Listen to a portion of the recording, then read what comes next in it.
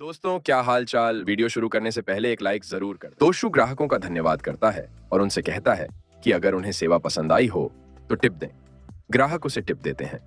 तोशु खुशी खुशी रसोई में आता है। अनुपमा पूछती है कि क्या तुम हफ्ता वसूली कर रहे थे। वो पूछती है कि तुम बिल देने क्यों जाते हो और ऑर्डर देने नहीं जाते। वो कहती है कि तुम ऑर्डर लेने और देने जाओगे और राहुल बिल देने जाएगा। वो कहती है कि जो भी टिप मिलेगी वो सभी स्टाफ में बराबर बांटी जाएगी। विक्रम उन्हें सुनता है। वो $50 उसे देती है। तोशु ऑन ऑर्डर लेने बाहर जाता है और किंजल और परी को देखता है और शर्मिंदा हो जाता है। वो गलती से ग्राहक पर पानी फेंक देता है। ग्राहक गुस्सा हो जाता है।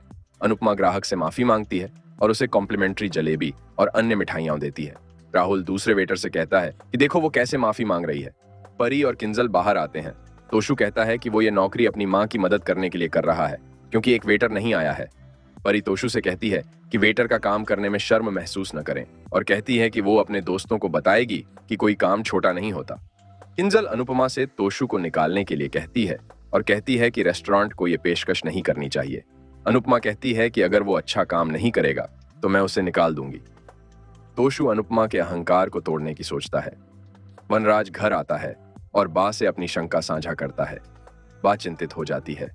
वो उससे कहता है कि डिम्पी को न बताए वरना टीटू को खबर मिल जाएगी। वो कहता है कि वो टीटू का पर्दाफाश करेगा और सोचता है कि वो उसे अपनी मीठी बातों से बेवकूफ नहीं बना सकता। टीटू सोचता है कि जब सच सामने आएगा तो क्या होगा और परेशान हो जाता है।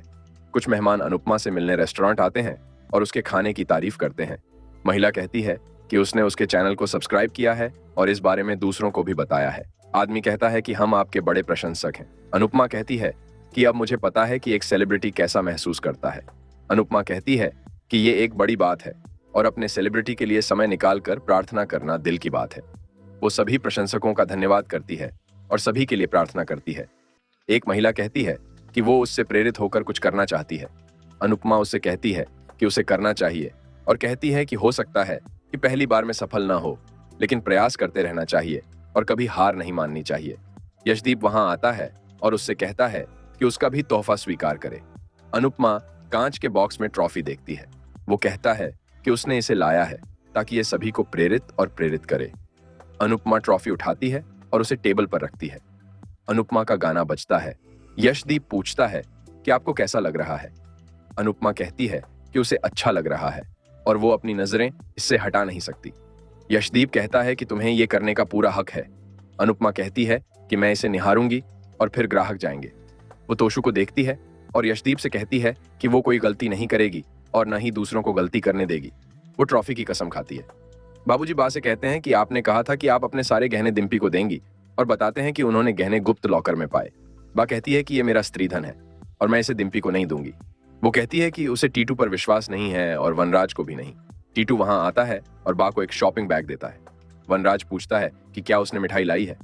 टीटू कहता है कि ये कुछ और है। बा देखती है और हैरान हो जाती है। तोशु घर आता है और परी को बोर्ड गेम देता है। परी पानी लाने जाती है। किंजल पूछती है कि उसने पैसे क्यों बर्बाद किए। वो गुड़िया के बारे में पूछता है। किंजल कहती है कि आज उसे पदोन्नति और वेतन वृद्धि मिली है। तोशु चौंक जाता है।